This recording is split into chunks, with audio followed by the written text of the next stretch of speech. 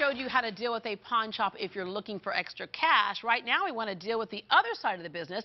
Instead of going shopping with the girls, more and more are going pawning, looking for good deals on good stuff. And Pamela Wright with Wright Pawn and Jewelry is back with us to show us some examples. Okay. Yes. See, jewelry will do that to you anytime, won't it? Everyone's like, for the jewelry. Okay. Again, as I mentioned before, one man's pawn is another man's pleasure. Absolutely. Right? Absolutely. And because you can get a lower price, you can pass that lower price on to us. And you get unusual things. We do. What is this right here? These three pieces are gypsy jewelry, from my collection of gypsy jewelry. I bought these from a wonderful older gypsy woman who was 92 years old. Wow. Her family was in Dallas, and for some reason she was in Houston by herself, and she knew that I loved their jewelry, and she sold it to me. This is a watch fob that the men, this is all early 20th century. Men would hang coins and put their pocket watch in their pocket. And this jewelry is handed down. If you see those shows, the Gypsy Weddings, where all the girls have the coins and the heavy gold, they wear it. It's a treasure. Right, because that is a new reality show too about that's interesting. You were saying that there's a group of gypsies right here in Houston. Yes, we have a large gypsy population in Houston, and jewelry is very important. Okay, looking at something like these pieces right here, obviously diamonds, platinum, the gold, beautiful pieces here that you can find. Do you have any idea like what the retail would be on some of these versus what we can get them at a pawn shop for? Yes, sure. Retail on this is around $9,000, and at a pawn shop it's probably $4,500. This was an example of maybe turning a 1980s look piece of jewelry into something that looks more sleek and 21st century. Yeah. We can redesign your jewelry. Okay, and looking at designer handbags, retail price? This is about $1,600, and at our store it's $850. This is an example of a handbag that's about 3 to 4 years old, never used, still has the plastic on the hardware. Wow. Okay. Yeah, that's the other thing. And that's just, you know, every girl's dream right there. Yeah. Some other examples of designer jewelry, very popular, and like, as you mentioned, if you brought in a piece of, let's say, David Yurman, because it's highly collectible, very popular, you can get a little more for that than you would just a straight out scrap gold and diamond price. So let's do a couple of comparisons here. And keep in mind, you have other things like in sterling silver that you can get for much, much less.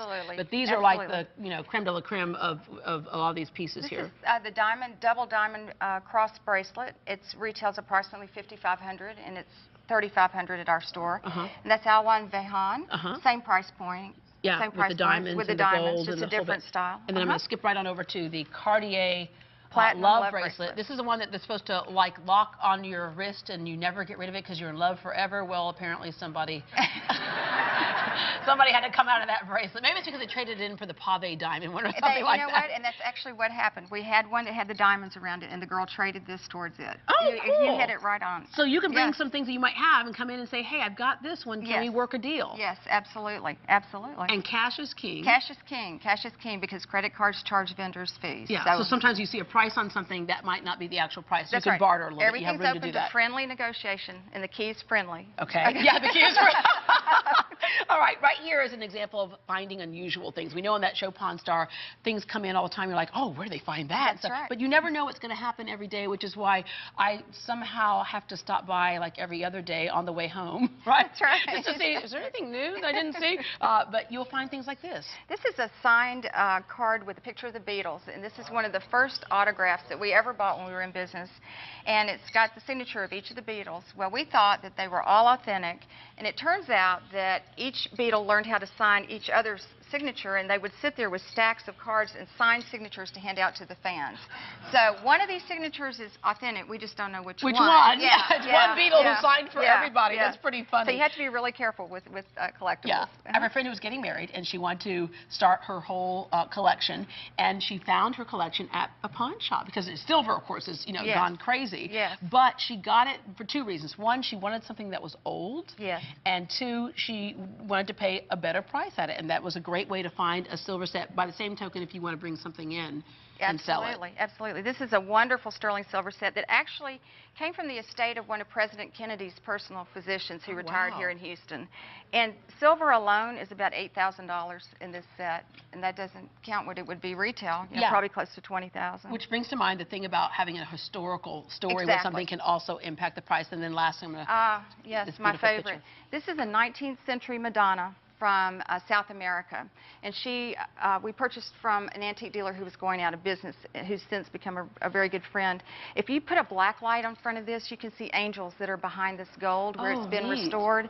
And I have her hanging in my store. She's not for sale, but she's one of my favorite pieces we've ever gotten. I just love her. All right. Well, Pam, we have a couple people in the audience that have some questions Sure. for you, so let's go to them. Hi there. Hi. Hi, Deborah. My question is, you know, years ago, pawn shops were considered shady. Yes. And so what if I was shopping there and found something I recognized that was stolen from my home? What would be the protocol? I'm really glad you asked that question. The protocol would be that certainly you would have filed a police report. To be able to discuss a piece of merchandise in our case, we have to have the case number. And if you tell us, hey, I think that's mine, we'll immediately pull it, get the case number, we'll notify HPD, and we'll check our records and see when it was purchased by our store. You know, the dates have to match up because there are a lot of rings that look the same, that look like it might be yours, but there are a lot of unique items that you know is yours, and we do not want anything in our store, nor does any other pawn shop that's stolen. Hey, this looks like my bracelet. Now that I look at that closely, this looks like mine. I think it is. All right. And where's our other question here? Hey, Deborah, my question is, all the shows that are on, the pawn shows that are on TV, how much of that is real and how much is staged? Well, a lot of the process is very real. You know, the negotiation, the products that they get in. We have had most of the products that have been on Pawn Stars, like the death clock, the championship rings, the presidential signatures, a lot of the art. All pawn shops get that because if you think about it, your mom's age, all your mom's friends had the same things, right? So that happens generation to generation. Now, not every pawn shop gets that big crusher thing that crushed cars out in the parking lot, or helicopters and stuff like that. They advertise for that. But the process is very real, and that's a destination point for Pawn Stars out in Las Vegas now, and they're really great people and very friendly. Yeah, it's a tourist attraction. I mean, people come from around the world to go to that store right now. So, yeah, I mean, obviously, there's probably a little bit of Hollywood involved, but that is the most popular pawn shop in the country or in the world right now. So if people are going to bring some stuff, they're bringing it there. But what goes in Vegas stays in Vegas, okay? But anyway, as we wrap up, I want to say congratulations. Tell us about the award you just got. Oh, thank you. I was honored yesterday by Governor and Mrs. Perry at the Governor's Mansion for designing this pin, which raised $66,000 for the restoration of the Governor's Mansion. And, it's right here. Yeah. Very exciting. It was a project done through the Texas Society of Daughters of the American Revolution, and we are just honored to be a part of it. I want to say thank you because you do a lot of great work in the community. Well, thank you. Thank you very much. I appreciate it. Yay! To get more information about Wright Pawn and Jewelry Shop, you can go to our website, greatdayhouston.com. Okay, when we come back, it's more than a style of music. It speaks to a culture and way of life. We're strumming up some Kentucky bluegrass next.